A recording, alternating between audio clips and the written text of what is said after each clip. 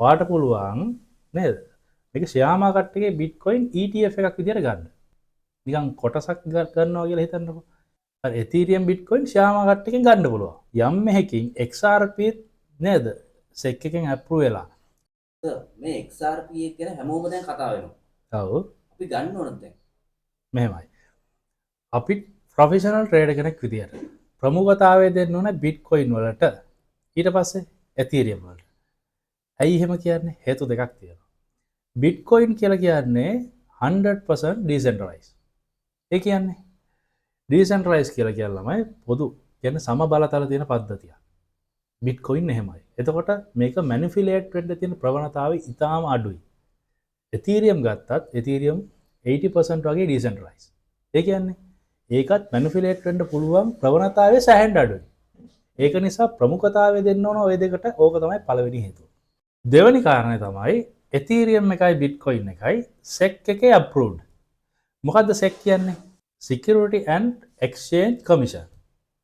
මොකක්ද ඒක වෙන්නේ? ඒක හරියට නිකන් අපේ සෙන්ට්‍රල් බැංක් එක වගේ. ඇමරිකාවේ SEC එක කියලා කියන්නේ ඒක හැමතිස්සෙම ඉන්වෙස්ටර්ස්ලා මොකද්ද? සිකියෝ ගන්නවා. ඒගොල්ලෝ ඇවිල්ලා මොකක් හරි ප්‍රොජෙක්ට් එකක් තියෙනවා නම් ඒගොල්ලෝ ඒක ගිහිල්ලා නියාමනය කිරීමක් කරන්න. ඒක ඇත්තද? මේක ෆ්‍රෝඩ් එකක්ද? මේක ෆොන්සි ස්කෑම් එකක්ද? නේ? මේක ඇවිල්ලා ඉල්ලීගල්ද කියලා ඒගොල්ලෝ හොයලා බලලා ඒගොල්ලෝ ඒක රේටින්ග්ස් දීලා ඒක මොකද්ද නියාමනය කිරීමක් තමයි කරන්නේ. එතකොට ෂෙයා මාකට් එකේ ඉන්න කට්ටියට මොකද්ද ඉන්වෙස්ට් කරන්න පුළුවන් නේද? ප්‍රොබබිලිටි එක වැඩි වෙනවා ඒගොල්ලෝ SEC එකෙන් ඒක අප්‍රූවල් එක දුන්නාන් පස්සේ.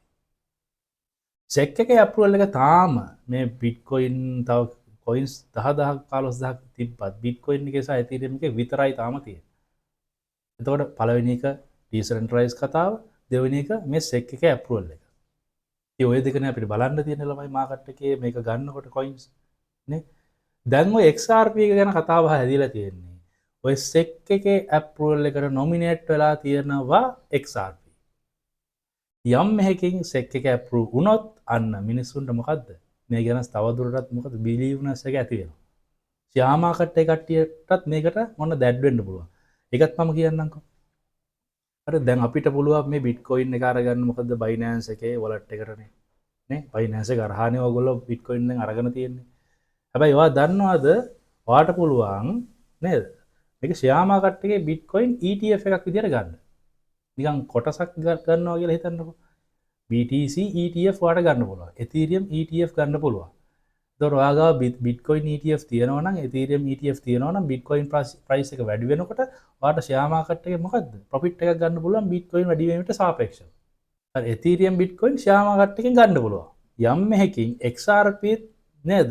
SEC එකෙන් අප්‍රූව් වෙලා ETF එකක් විදිහට ෂෙයා මාකට් එකේ ගන්න පුළුවන් වුණොත් අන්න ෂෙයා මාකට් එකේ ඉන්න කට්ටියත් ETF ගන්න පෙළඹෙනවා. කොහොමත් මාකට් එක අප් වෙනවා. හරිද? දැන් අපි හෝල්ඩ් කරමු Bitcoin සහ Ethereum. දැනුත් අපි ඊගාව XRP තියෙනවනේ. හැබැයි පොඩි වැඩි අවධානයක් දෙමු XRP එකට. වැඩිපුර කරන්න යන්න අප්‍රූව් එක නුනේ නැත්තම් කොහොමමනේ නේ? ඒතකොට රිස්ක් එකක් තියෙනවා. හරිද? ඒ හින්දා වැඩි අවධානයක් දෙමු. හැබැයි ප්‍රමුඛතාවය දෙන්නේ Bitcoin සහ Ethereum. පෝර්ට්ෆෝලියෝ එකෙන් 50%ක් තියෙන්න ඕන ඔයා ගාව Bitcoin. 20%ක් තියෙන්න ඕන Ethereum. අය අනිත් හැම කොයින් එකටම 100% අවධානයක් දෙන්න. එතකොට වැඩේ ඉවරයි. තේරුණා?